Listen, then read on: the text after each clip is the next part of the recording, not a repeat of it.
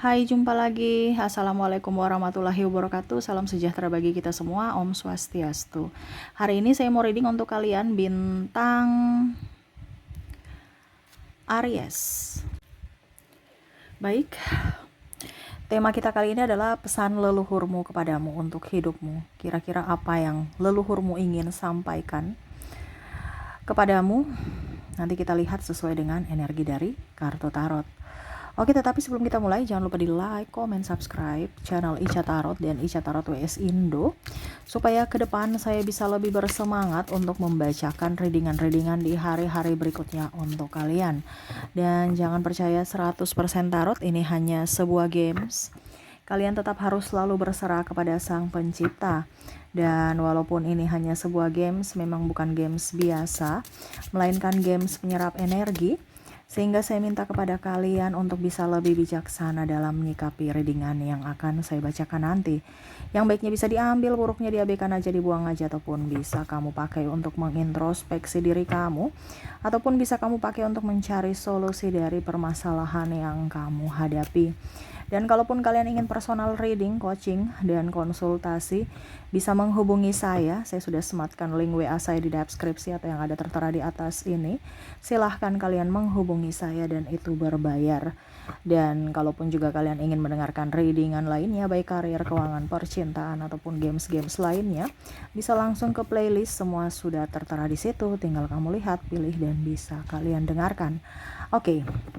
Pesan leluhurmu kepadamu untuk hidupmu. Kita lihat apa temanya dan dia mau menasihati apa.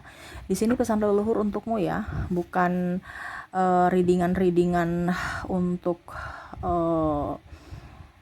ramalan ya atau prediksi. Cuman di sini pesan beliau ya untuk kamu. Jadi ya ambil positifnya saja gitu. Di sini saya hanya bisa menyampaikan. Ya, selebihnya ya itu urusan kamu. Kamu mau mengerjakan, mau melakukan, berarti kamu mau hidupmu ada perubahan.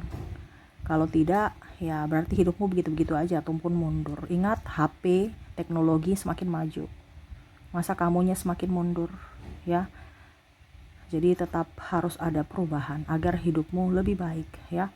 Kita lihat pesan apa yang ingin disampaikan leluhurmu kepadamu. Oke. Di sini ada Wheel of Fortune, King of Swords, Star, the Moon, the Magician, Jasmine,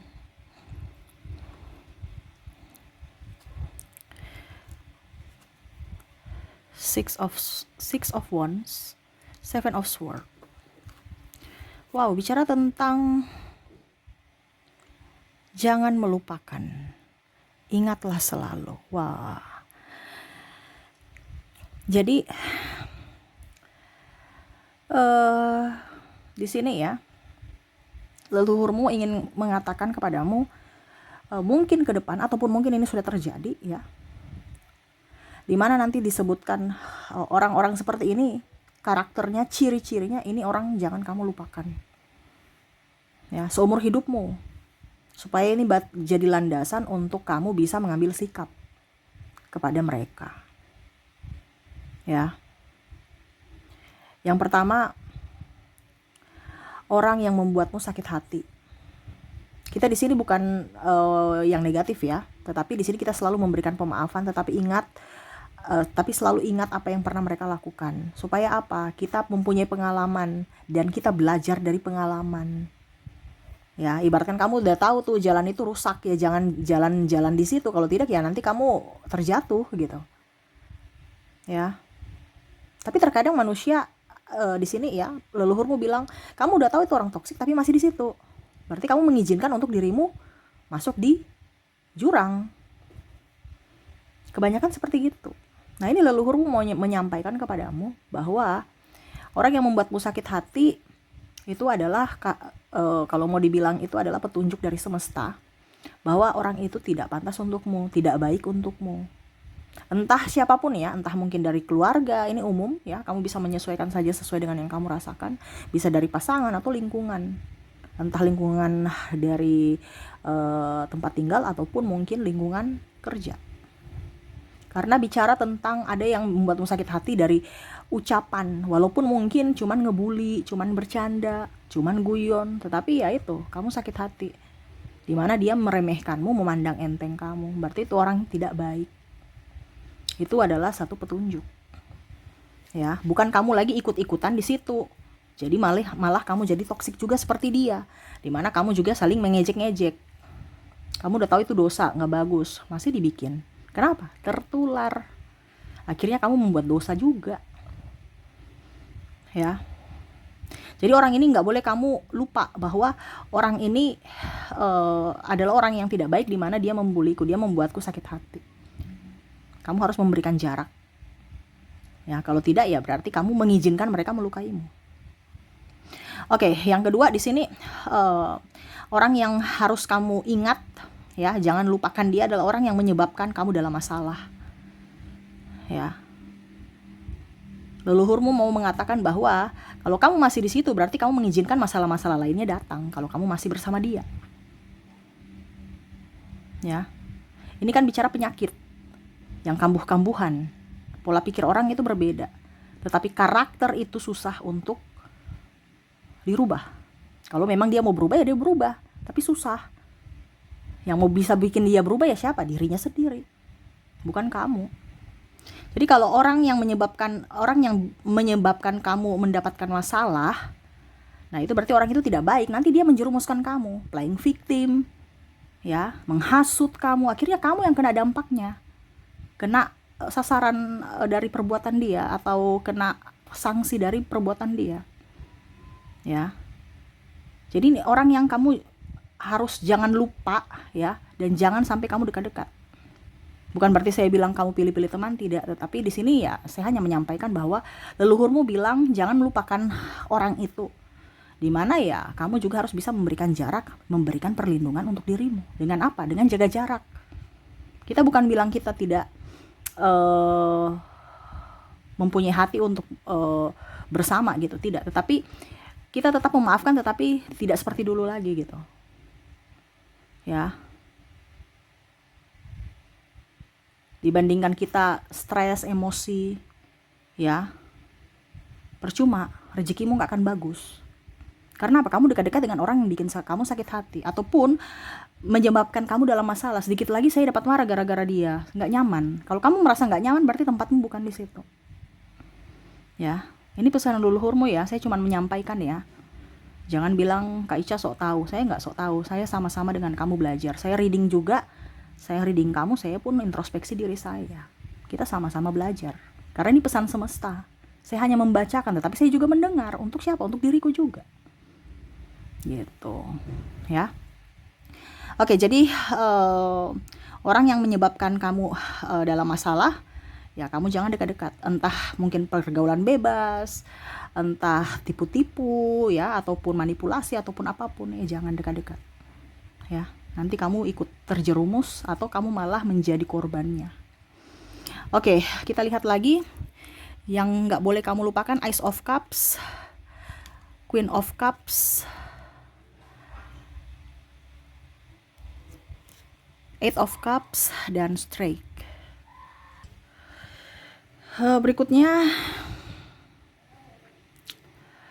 jangan pernah melupakan orang yang pernah meninggalkanmu saat ada masalah. Orang cemen, atau meninggalkanmu pada saat kamu susah.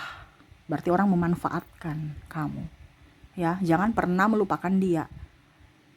Ya, kita memaafkan oke, tapi jangan pernah melupakan dia. Di mana ya kamu harus ingat terus apa yang pernah dia lakukan, di mana ya kamu tahu bahwa oh ternyata dia hanya memanfaatkan saya. Pada saat kamu ada uang, dia datang lagi, kamu udah tahu bahwa oh ternyata dia hanya manipulasi. Di mana saat ada keuntungan saja kamu bersamaku. Ya. Karena pada saat kamu memberikan ruang kepadanya, ya berarti kamu tidak melindungi dirimu. Suatu saat nanti kamu susah, ya dia pergi lagi. Ya. Contohnya apa Kak Ica? Contohnya kayak selingkuh. Ya. Bicara tentang menyakiti, meninggalkan. Ya. Ataupun mungkin tidak jujur, ya. Selingkuh itu penyakit yang kambuh-kambuhan. Kamu nggak nyenyak, kamu nggak tenang. Bukan berarti saya suruh kamu berpisah, no, itu pilihan kamu. Tetapi kalau kita hidup bersama dengan orang yang membuat kita stres, emosi, itu nggak nyaman. Bahkan kita yang sakit sendiri, sakit secara fisik dan mental. Besok dia ulang lagi, besok pada saat dia nggak ada duit, dia datang ke kamu. Pada saat ada duit, dia bersama yang lain. Atau malah kamu yang nggak ada duit ya dia pergi hempaskan kamu. Kamu kayak sampah aja gitu. Ini bisa juga dalam hal pertemanan, dimana kamu ada uang mau mereka datang, kalau nggak ada uang ya lupa, ya. Ataupun pinjam duit, ya. Kalau pinjam, wah ibanya sampai kayak macam, wah ngibah ya, kayak macam, wah nggak tahu lagi pakai bahasa apa yang akhirnya kamu terhanyut dan meminjamkan. Pada saat kamu sudah meminjamkan dan pas jatuh tempo, kamulah yang jadi pengemis, ya. Ini semesta mau sampaikan kepada kamu untuk mempunyai prinsip supaya kamu tidak dipermainkan. Kamu jangan murahan, ya. Harus punya prinsip bahwa tanpa kamu juga saya bisa, ya. Jangan mengharapkan bantuan dari mereka, tetapi kamu yang harus bisa memberikan kenyamanan, kemapanan untuk dirimu sendiri tanpa bantuan-bantuan orang lain. Tapi kalau kita menjadi berkat buat orang lain bisa. Tetapi ingat juga, siapa dulu yang kita tolong. Kalau orangnya masih sehat walafiat, ya ngapain kita tolong? Berarti kita mengiyakan atau mengizinkan atau membenarkan kemalasan mereka. Cari orang yang betul dan pantas untuk kita tolong, ya. Jadi semesta mau sampaikan, jangan lupakan orang yang pernah meninggalkanmu saat ada dalam masalah ataupun meninggalkanmu pada saat kamu susah, ya. Dia kembali lagi, kamu ingat, oh ini orang nih hanya berdrama gitu, ya. Sudah, kita mainkan aja dramanya, enggak, tapi kita jangan masuk dalam alur ceritanya, ya. Nanti bikin mumet kamu, stres kamu, kasihan. Lihat, leluhurmu kasihan pada dirimu, ya. Karena apa? Tidak memakai logika, gitu, ya.